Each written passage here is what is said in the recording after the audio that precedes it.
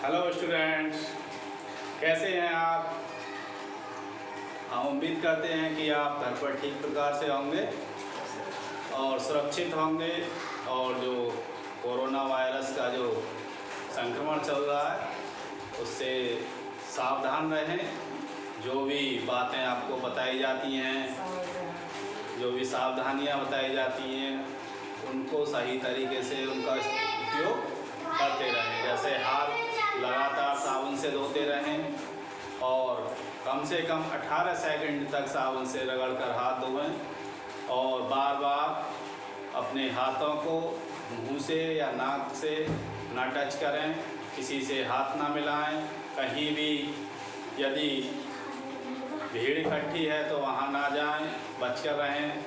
Social distancing का पालन करें और इन सब बातों के साथ हम उम्मीद करते हैं कि घर पर सुरक्षित रहेंगे। और जैसा कि हम पिछले वीडियोज में आपको कक्षा 10 विज्ञान का पहला चैप्टर आपको कंप्लीट करा चुके हैं और आज हम दूसरा चैप्टर शुरू करते हैं जिसका नाम है अम्ल, क्षारक एवं लवण। तो दूसरा चैप्टर है अम्ल, क्षारक एवं लवण। तो पिछली कक्षाओं में आप अम्ल क्षार के बारे में पढ़ चुके हैं। जैसे कि बहुत से खाद्य पदार्थ होते हैं जिनको हम खाते हैं तो उनका स्वाद हमें खाते में कुछ ऐसे होते हैं जिनका खट्टा लगता है, कुछ ऐसे होते हैं जिनका कुछ हल्का कड़वा लगता है। तो और कभी कभी ऐसा होता है कि जैसे हमारे परिवार में या हम कोई भी एक सदस्य जब ज़्यादा खाना खा लेता है तो ज़्यादा खाना खाने के कारण क्या होता है कि पेट में अम्लता हो जाती है, एसिडिटी, जैसे क्या कहते हैं, एसिडिटी बन जाती है। तो उस एसिडिटी वो किसके कारण बनती है?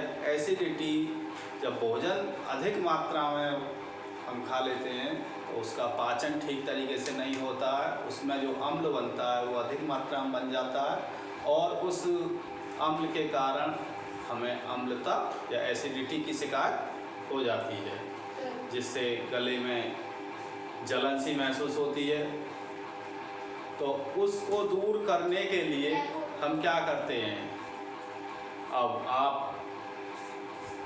इसको दूर करने के लिए शायद घर में आपके जो बड़े लोग होते हैं, जैसे माता जी हैं, पिताजी हैं या बड़े भाई हैं, वो उनसे आप जानकारी ले कहते हैं कि मेरे तो पेट यहाँ गले में जलन हो रही है या एसिडिटी शिकायत हो रही है, तो वो आपसे क्या कहेंगे कि नींबू का रस ले लें या खाना सोडा खा लें। तो इन परिस्थितियों में आपको क्या कहेंगे वो दोनों में, क्योंकि नींबू के रस खट्टा होता है और खट्टा होने के कारण उसमें क्या होता है? अम्ल होता है, तो उसको हमें कभी नहीं लेना चाहिए। दूसरा, जो खाने का सोडा होता है उसमें क्षार होता है और उस क्षार जो अम्लता होती है उस अम्लता के प्रभाव को दूर कर देता है, जिससे हमारी एसिडिटी की जो शिकायत होती है वो समाप्त हो जाती है। तो इसीलिए आइए हम अम्ल और क्षार के बारे में सीखते हैं कि अम्ल क्या है। सबसे पहले ये कि अम्ल का जो स्वाद होता है वो खट्टा होता है। जितने भी खट्टे खाद्य पदार्थ होते हैं वो सब अम्ल होते हैं। और क्षार का जो स्वाद होता है वो थोड़ा तीखा, कसैला, हल्का कड़वा सा होता है। दूसरा, इनकी पहचान के लिए हम क्या करते हैं, या देखिए एक लिटमस पेपर होता है, तो उस लिटमस पेपर को, यदि नीला लिटमस पेपर को हम किसी अम्ल में डुबोते हैं, ये क्या है? अम्ल। यदि नीले लिटमस पेपर को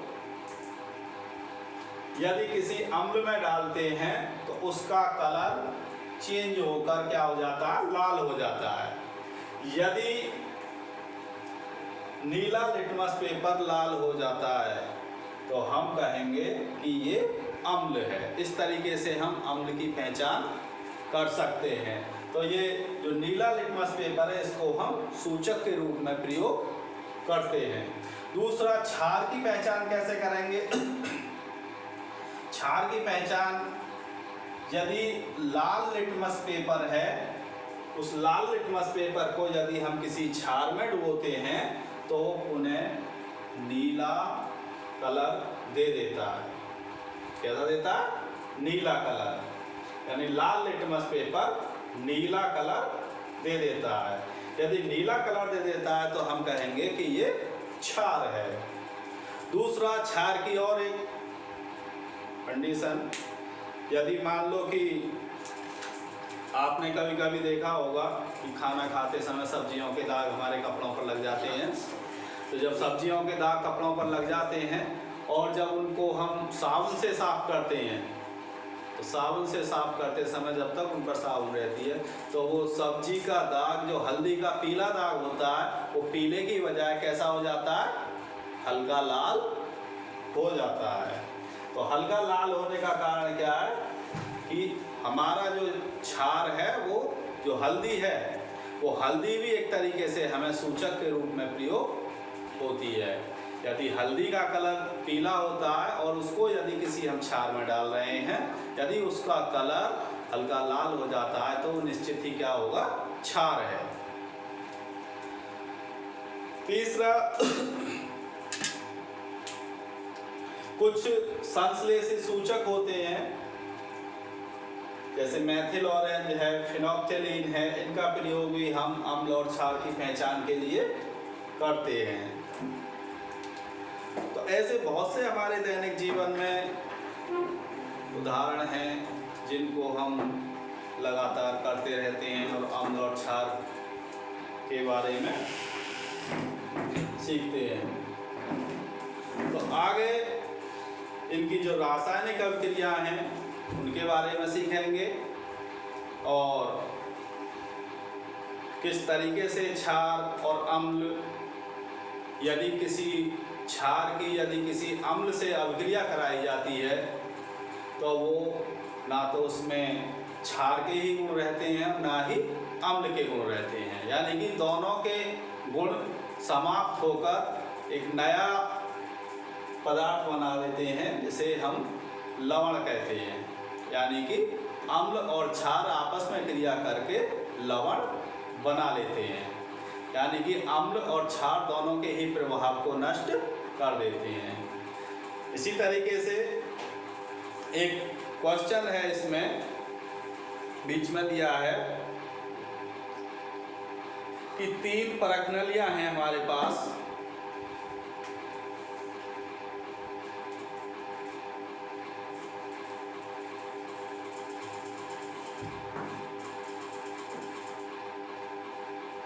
तीन परखनली दी हुई हैं इस तरीके से।